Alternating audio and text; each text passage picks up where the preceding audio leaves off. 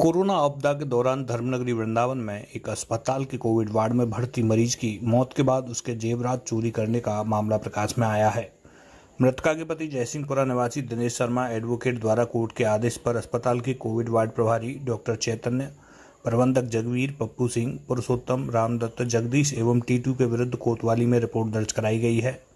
वहीं पुलिस मामले की जांच में जुटी है। दिनेश शर्मा एडवोकेट के अनुसार उन्होंने अपनी पत्नी को 16 मई को Braj health care and research centre के कोविड वार्ड में भर्ती कराया था। 5 जून की शाम को वो अपने बच्चों के साथ पीपीई किट पहनकर अपनी पत्नी से मिले थे। इस दौरान उन्होंने पत्नी का वीडियो भी बनाया था, जिसमें उनकी पत्नी अपने दोनों हाथों में सोने की 2-2 चूड़ियां पहने दिख रही हैं। इसके बाद वो रात्रि में बच्चों के साथ अपने घर वापस चले गई। रात्रि करीब 12:30 बजे अस्पताल से फोन आया कि उनकी पत्नी की तबीयत खराब हो गई है, जल्दी आ जाएं।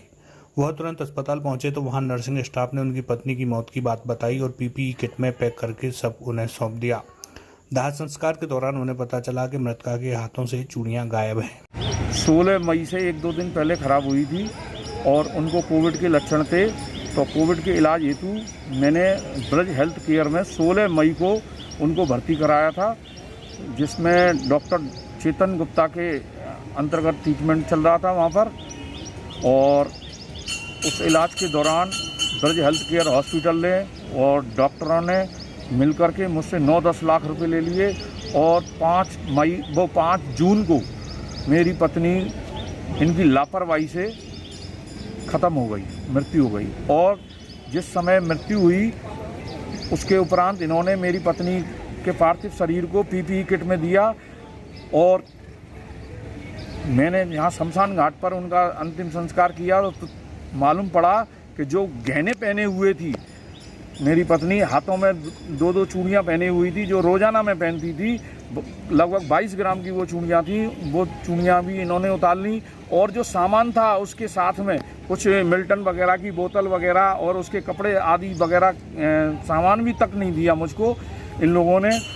और इलाज का पैसा क्यों लिया सरकार के आदेश से फ्री इलाज कराने के? अरे इलाज में इन्होंने 7-8 लाख रुपए तो दवाई में ले लिए, 4 लाख रुपए के समथिंग इन्होंने हॉस्पिटल के नाम पे लिया मुझसे, ऑक्सीजन और तमाम चीज़ों के। सरकार के फ्री के आदेश से फिर पैसा क्यों दिया आपने? कोई नहीं माना साहब, इन्होंने किसी की नहीं मानी। एक दिन जिलाधिकारी ने वहाँ निरीक्षण भी किया था, मैंने उनसे भी शिकायत की थी और जिलाधिकारी को मैंने एक प्रार्थना पत्र भी दिया है। उसके बाद भी कोई मेरी सुनवाई नहीं हो पाई और इन्होंने लापरवाही से मेरी पत्नी की हत्या और कर दी और गहने भी, मतलब मृतक शरीर से गहने भी उतार लिए इन्होंने। तो क्या कहेंगे, अवैध वसूली भी की आपसे उन्होंने? हाँ, अवैध वसूली की साहब इन्होंने मुझसे, और जान करके ऐसी दवाई लिखी जाती थी कि वो डॉक्टर चेतन गुप्ता के यहीं मिल सकती थी और कहीं मिल ही नहीं सकती थी, इतनी महंगी महंगी 70-70। अब क्या मांग है आपकी?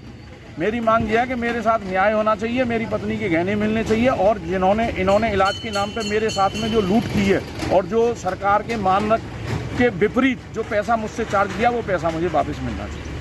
न्यायालय के आदेश पर ब्रज हेल्थ केयर के स्टाफ डॉक्टर्स के खिलाफ मुकदमा दर्ज हुआ है, क्या ये पूरा मामला? कल माननीय न्यायालय का आदेश प्राप्त हुआ है, एक कोविड मरीज के साथ सामान गायब हुआ, चोरी हुआ है और ब्रज हेल्थ केयर के चिकित्सक एवं उनके स्टाफ के साथ नाम लिखा गया उसमें। कितने लोगों के खिलाफ एफआईआर? लगभग 7 लोगों। उसमें प्रबंधक भी शामिल है उसमें? जी। तो जांच की जा रही है? जांच की जा रही है, दोषी होने को करेंगे।